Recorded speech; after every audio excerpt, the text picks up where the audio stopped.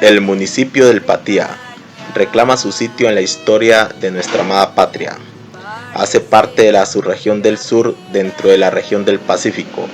Es un gran valle configurado por una serie de mesetas, ubicado al sur del departamento del Cauca, bañado por los ríos Patía, Huachicono y San Jorge, habitado por los aborígenes endaguas y casaguaras, que repelieron los conquistadores españoles escudados en sus ardientes climas y la bravura de su gente. Tiene una extensión total de 723 kilómetros, con una altura mínima de 550 metros sobre el nivel del mar y una altura máxima de 3000 metros sobre el nivel del mar, con una temperatura media de 28 grados centígrados, limitado por el norte con el Tambo y la Sierra, por el este con Sucre y Bolívar, por el sur con Mercaderes y por el este con Balboa y Argelia.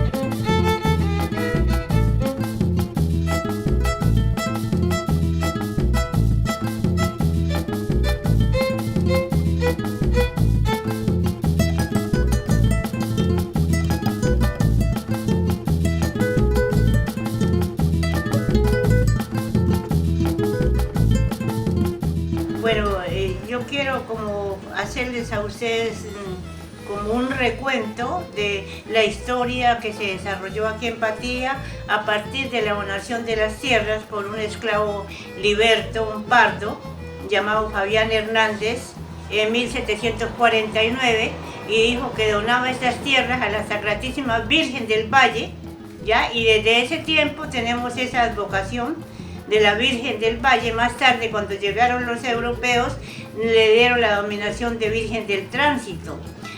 Todos los habitantes negros que estaban aquí en la región habían venido de distintos lugares y andaban dispersos por el valle, dice la escritura, y entonces él dijo que donaba esas tierras para que construyeran una iglesia, su cementerio, y que la gente se ubicara aquí. Antiguamente, aquí en este lugar donde estamos no era Patía, sino en la Marcela, ¿ya? Allá fue destruida por unos indios que invadieron la región, que eran antropófagos, acabaron con todos esos, pero aquí ya había negros en el valle. Y lo que hizo Fabián Hernández fue como recoger esa comunidad para que se ubicara aquí, y dice, desde aquí donde yo estoy parado, allá en ese montículo de ayer, hasta la quebrada de Guavito, dono esas tierras a la Virgen para que allí construyan el pueblo. Y a partir de allí aparece Patía como el centro del desarrollo, porque es el primer pueblo negro aquí en toda la región del Valle del Patía, ¿ya? No había ningún otro pueblo aquí. Entonces es por eso que es importante que cuando ustedes en su trabajo tienen como cosas, aspectos culturales aquí, se den cuenta que Patía fue el centro de todo eso, ¿ya? Donde nació todo eso. Entonces, los negros de aquí del Patía, todos pues fueron originarios de África, ¿no? Ustedes se dan cuenta que Popayán, Mompox y Cartagena fueron los centros esclavistas más importantes de aquí. Importantes en el sentido de que ellos, ese era un lugar de compra y de venta de negros esclavos, ¿no? Que todos venían de África, sobre todo de África Occidental, y llegaron a Cartagena. De Cartagena eran vendidos en Mompox y vendidos en Popayán, y de allí los esclavistas que tenían propiedades aquí, en el caso de Arboleda, el poeta, que era dueño de todo esa finca que llegaba desde más allá de Popayán hasta acá, la finca de Capio, ¿no? Entonces, Arboleda era uno de los esclavistas como más, los considero más crueles y más, bueno, que hicieron muchos oprobios con los negros, y él como tenía una finca por allá en Iscuandé, en la costa pacífica, muchos de los esclavos negros que él tenía acá en la finca, los llevó a trabajar a algunas minas de oro que había allá, porque allá había mucho oro, y de allí en adelante pues se llevó también la cultura de los negros y todos sus conocimientos ancestrales que ellos traían, porque traían mucho conocimiento, por ejemplo, de la gastronomía. Al principio los europeos creían que era algo repudiante, que no servía, pero más tarde la gastronomía africana ¿cómo le dice? Los contagió a ellos y fue como parte dominante de esa cultura. Las tres culturas, la India que estaba aquí, los negros y los europeos, hicieron un sincretismo gastronómico que sirvió de base para la cultura de aquí, ¿ya? También llegaron negros de acá, de Barbacoas, ¿ya? De Iscuandé, y se organizaron aquí porque aquí era un valle inhóspito, donde nadie casi podía vivir por las plagas, por los mosquitos, y aquí se escondían la mayoría de los negros, y dicen que se establecieron varios palenques aquí en esta región, que la historia no los ha recogido. La historia solamente recogió el palenque del Castigo, que quedó al pie de la cordillera occidental, ¿ya? Y que allá se refugiaron no solamente negros, sino también todos los que huían de las leyes del tiempo de la colonia y de las autoridades mayores europeas. Entonces allá se escondían, pero más tarde, cuando fueron adoctrinados por un sacerdote que llegó hasta ellos y los convenció, ellos organizaron pueblos alrededor del palenque y se establecieron a lo largo de esta región del Patía. Por eso todos los negros que estamos habitando este valle del Patía, ya veníamos por distintos lugares. Es algo hipotético porque pues a ciencia cierta no se saben cuántos esclavos negros llegaron por acá o cuántos llegaron por allá. Pero el cuento es que aquí era un centro como de escondite, ¿ya? Que el negro huía de las fincas, huía de las minas de oro y de sal y se escondían aquí en la región del valle, por lo que anteriormente les dije. Pero es importante mirar también que después de que en el tiempo de la colonia aparecen distintas comunidades europeas y distintos lugares, hubo una mezcla sincrética de razas y de cultura que hicieron que este Patía no solamente habitaran negros, sino también que después de un tiempo hubo mestizos, campesinos y hasta indios que se replegaron en la cordillera. Ellos se vinieron a la cordillera y la cordillera también más tarde fue poblada por colonos que vinieron de los distintos lugares, de los distintos departamentos de aquí, ¿ya? Entonces es por eso que se considera que Patía, la región de Patía y el pueblo de Patía es el centro cultural o la meca cultural donde llegaron todas las afluencias culturales de toda la región.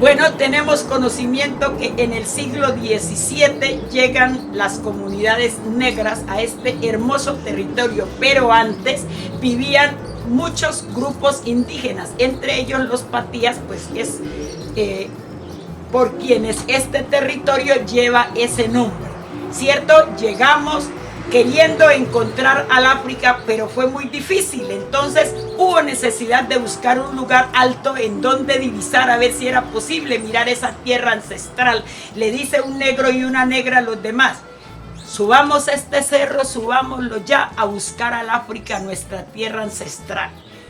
Pero al subir el cerro de Manzanillo descubrimos que no era posible. Entonces se dice: no lloremos, no lloremos más. Nuestra madre tierra África está mucho más allá. Lucha negro, negra lucha. Aquí hay que señorear. Lucha negro, negra lucha.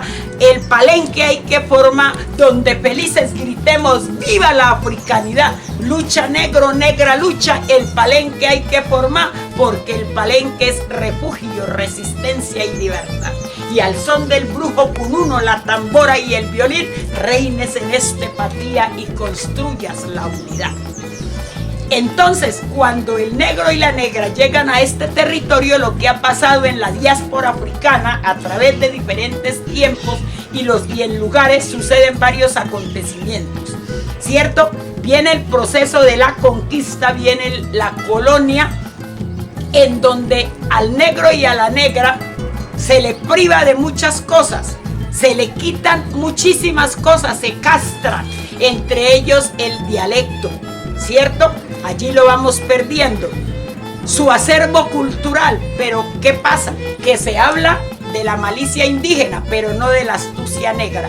Entonces el negro y la negra eran excelentes esgrimistas, macheteros, mejor dicho, manejaron los winches con berraquera. Entonces lo consideraron al negro y a la negra muy peligrosa manejando ese instrumento. Entonces nos prohibieron la esgrima, pero como en torno de la música el negro y la negra no necesitan partitura, somos oído musical a través de la cultura. Con esa música que hizo el negro y la negra, idearon cómo seguir manejando la esgrima. Entonces están bailando aquí el bambuco y la esgrima está aquí y el juego está aquí, y siguió. Entonces se perdieron cosas y hemos sido estigmatizados. Ha habido racismo, ha habido sexismo, ha habido clasismo, pero el negro y la negra logran sobrevivir en este territorio. ¿Qué pasa? Luego, en los primeros años no hay colegios en este territorio. La mayoría de personas migran a estudiar al Morro y a Tunía. Pero con el paso del tiempo, con los ejercicios de liderazgo, van surgiendo instituciones educativas, una y otra, pero en un momento dado de la historia llega un hombre que hoy es autoridad en el territorio afropatiano y es Adolfo Albana Chinte, un bugalagrandeño que se enamora de este territorio y llega a hacer un proceso de reorganización, primero con el son del tuno y las cantadoras del patía, un trabajo que lo hace a la par, visita las instituciones educativas, encuentra a la maestra Lola con su locura, porque la maestra Lola es como este sombrero así chiraposo, así soy de loca, así es mi pensamiento, mi manera de pensar, ver, conjeturar la vida. Y cuando nos encontramos, empezamos a conversar. Es uno de los motores grandes que hacen visibilizar el trabajo de la pedagogía de la Corrides, que no se conocía que era una propuesta pedagógica, porque nace para solucionar las diferentes situaciones didáctico-pedagógicas de la vida cotidiana, pero con el pasar del tiempo se convierte en una propuesta. No modelo, porque el modelo es estático, aquí está, y si quiero cambiarlo tengo que degradarlo. Pero la propuesta tiene la oportunidad de participar una persona, otra y otra. Entonces surge esa pedagogía de la Corrides, ¿con qué? Con la maestra Lola, a través de la banda de tarros que me ideo con diferentes instrumentos reciclables, herramientas de trabajo, árboles de aquí de la región. Y empiezo a salir y la gente me grita: iba la loca, iba la venteada, iba la chiflada, va la deschavetada. ¿Dónde se ha visto profesionales con ese poco de basura? Pero como yo no me dejo creer de nadie, sino que vivo mi realidad, he aprendido a ser, a estar, entonces continúo con mi banda y transfiero eso a mis estudiantes, hombres y mujeres, a querer, a crear, a inspirarse, a recibir el influjo de los dioses y las diosas, entonces la banda no muere, continúa. Y entonces, a través del tiempo, cuando surge ya esta pedagogía de la corridez, en colectivo, porque no es un trabajo de la maestra Lola, si no me hubieran ayudado ese maravilloso equipo MEC del que hablo, maestros, maestras, madres de familia, estudiantes, egresados, padres de familia, técnicos, técnicas administrativas y compinches del tejido, donde están personas particulares, donde están organizaciones no gubernamentales, quienes se enamoran de este trabajo y me impulsan, y con una sonrisa, con un hola, con una ceja, con un picadito de ojo me dicen: continúa, maestra Lola, tan chévere lo que haces con los niños, las niñas, los jóvenes y las jóvenes, que le llamo en la pedagogía de la corridez. Continuamos pensorriqueando, es una pedagogía, es una palabra propia de la pedagogía, la echamos adelante con ese grupo, equipo MED, más que grupo, equipo, porque hemos trabajado hilando sueños. Cada persona, cada hombre es un bejuco o un hilo, y cada mujer es una batatilla o una hebra fuerte para tejer los sueños. Entonces, no se pueden arrancar esos hilos. Sigue la pedagogía, y en este ejercicio logramos nosotros la recuperación, el fortalecimiento y trascendencia de los valores propios de nuestra cultura, pero entendiendo que vivimos en el Cauca, un territorio intercultural bellísimo. También nos dimos a la tarea de recorrer el imponente macizo colombiano, acompañados del CIMA y de la Corporación Maestra Vida. Y en ese trabajo aprendimos aún más a valorar esa riqueza que tiene el Cauca en este departamento tan bello de la geografía colombiana.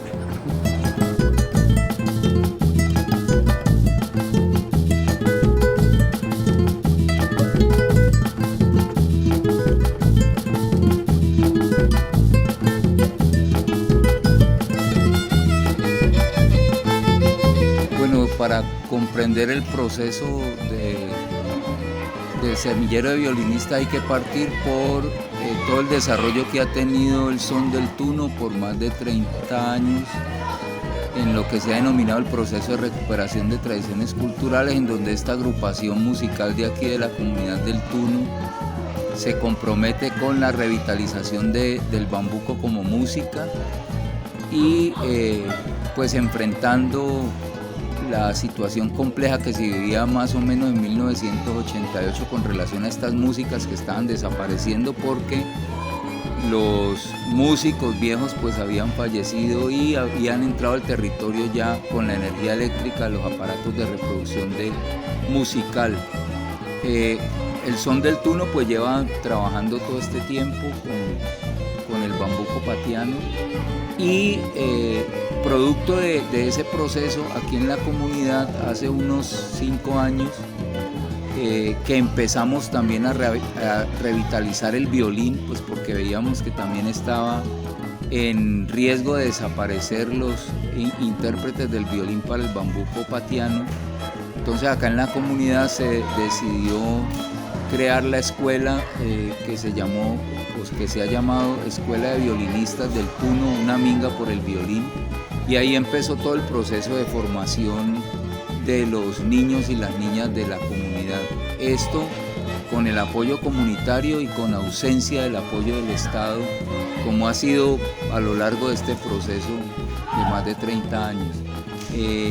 Y entonces los niños de su momento y las niñas, con ellos se creó lo que se denominó el son tunito. Digamos que había que ir entregando ese conocimiento pues para que se fuera produciendo ese relevo generacional, y que estos jóvenes y estos niños y estas niñas aprendieran a reconocerse en su música y en su cultura. Entonces va a aparecer son tunito, que se configura con aquellos niños y niñas que tenían mayor edad en ese momento, digamos entre los 12, 13 años, y luego en el mismo proceso de transmisión del conocimiento se va creando el semillero de violinistas para trabajar con las niñas y los niños más pequeños, de tal manera que haya una secuencia en el aprendizaje del violín y en los distintos grupos que van a ir interpretando este instrumento y bueno, el bambuco como tal. No solamente aprenden a tocar violín, sino que aprenden a tocar la percusión, aprenden a tocar guitarra, esto dentro del proceso que hay aquí en la escuela de violines del Tuno. Entonces el semillero es la agrupación conformada por los niños y las niñas más pequeñitos. El son tunitos son aquellos que ya tienen 12, 13 años, que ya están como en la preadolescencia y que en algún momento dado podrían integrar el son del tuno, como ha ocurrido también históricamente con el son del tuno.